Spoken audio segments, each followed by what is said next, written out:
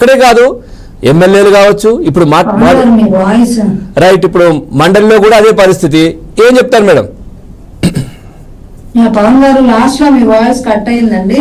నాకు మీరు ఫస్ట్ అడిగింది కొంచెం అర్థమైంది కాబట్టి చెప్తున్నాను. ఆయన జగన్మోహన్ రెడ్డి గారు లోకల్ బాడీ ఎన్నికల్లో, అంటే ఆయన ఒక ఎన్నికలు జరిపేటప్పుడు ఒక పెద్ద వ్యాసంగం లాగా ఒకటి చెప్పారు. ఎందుకంటే గత ప్రభుత్వంలో స్థానిక ఎన్నికలను నిర్వహించలేకపోయింది, మేము చాలా పకడ్బందీగా స్థానిక ఎన్నికలు నిర్వహిస్తాము, స్థానికంగా కూడా ఎన్నికలు ఎదుర్కోవడానికి చంద్రబాబు నాయుడు గారికి భయం వేసి టీడీపీ గవర్నమెంట్ ఉన్నప్పుడు 2014లో వాళ్ళ ఒక టర్మ్ లో చేయలేకపోయారు, స్థానిక ఎన్నికలు నిర్వహించలేకపోయారు, మేము నిర్వహిస్తున్నాం చూడండి అని చెప్పి చాలా గొప్పగా చెప్పుకుంటే అందరూ అనుకున్నారు బాగా కొంచెం పారదర్శకంగా నిర్వహిస్తారేమో అని.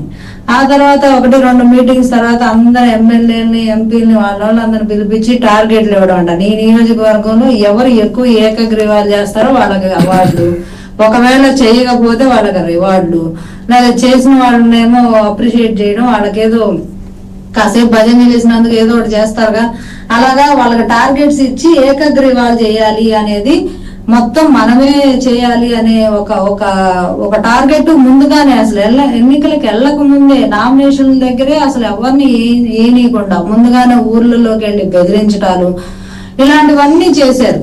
అసలు నామినేషన్ ఈ బెదిరింపులన్నీ దాటుకొని ఎవరో కొంతమంది నామినేషన్ వేయడానికి వస్తే, ఇందాక సైదా గారు కూడా కొన్ని ఉదంతాలు వెల్లడించారు. మహిళలని కాదు, ముసలోళ్ళని కాదు, పెద్దోళ్ళని కాదు, ఎవరు సీనియర్స్ అని కాదు, లేకపోతే యువత అప్పుడప్పుడే వేసేయను కాదు, అర్ధరాత్రి ఎత్తేయడం, కిడ్నాపులు చేయడం, బీర్ బాటిల్స్ తో దాడులు చేయడం, నామినేషన్ వేసిన వాళ్ళ ఇంటికి వెళ్ళి విధ్వంసం చేయడం, ఇంట్లో సామాన్లు పగలు కొట్టడం, ఇంట్లో వాళ్ళని బెదిరించడం, వాళ్ళు ఉంటే వాళ్ళని కొట్టడం, అసలు ఒక రకమైన విధ్వంసం చేయలేదు. వాళ్ళతోటి బలవంతంగా నామినేషన్ విత్డ్రా చేసిన పరిస్థితి. సరే, అది కూడా తట్టుకొని నామినేషన్ రేస్ లో ఉంటే అక్కడ ఉన్న అధికారులతోటి స్క్రూటినీ అప్పుడు నామినేషన్ ని, అంటే అన్ని పత్రాలు ఉన్నా కూడా ఆధార్ కార్డులో కే లేదు, ఆధార్ కార్డులో ఈ లేదు, లెటర్ తప్పు ఉందనో, డేట్ ఆఫ్ బర్త్ లేదనో, లేదు ఏదో ఒకటి వాళ్ళు లంకె పెట్టాలి అనుకుంటే ముడి పెట్టాలి, దాన్ని తప్పించాలి అన్న విధంగానే అధికారులు కూడా పనిచేసి నామినేషన్ ని స్క్రూటినీలో తప్పించిన పరిస్థితి.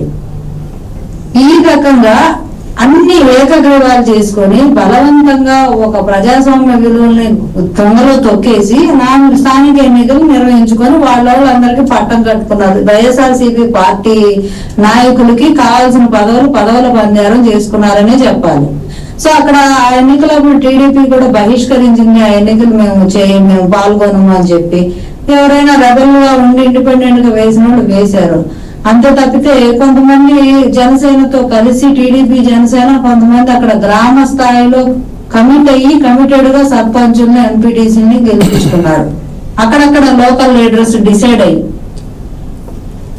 అలా లోకల్ లీడర్స్ డిసైడ్ అయ్యి వాళ్ళకు సమన్వయంతో పనిచేసిన దాన్ని బేస్ చేసుకొని 24 ఎన్నికల్లో, స్థానిక ఎన్నికల్లోనే ఈ రకంగా ఇంత విధ్వంసం చేస్తే, జనరల్ ఎన్నికల్లో, సాధారణ ఎన్నికల్లో మళ్ళీ జగన్మోహన్ రెడ్డి గారు అనే వ్యక్తి వస్తే రాష్ట్ర పరిస్థితి ఏందని ప్రజలు భయపడ్డారు కాబట్టి 24 ఎన్నికల్లో స్ట్రాంగ్ గా నిలబడ్డారు.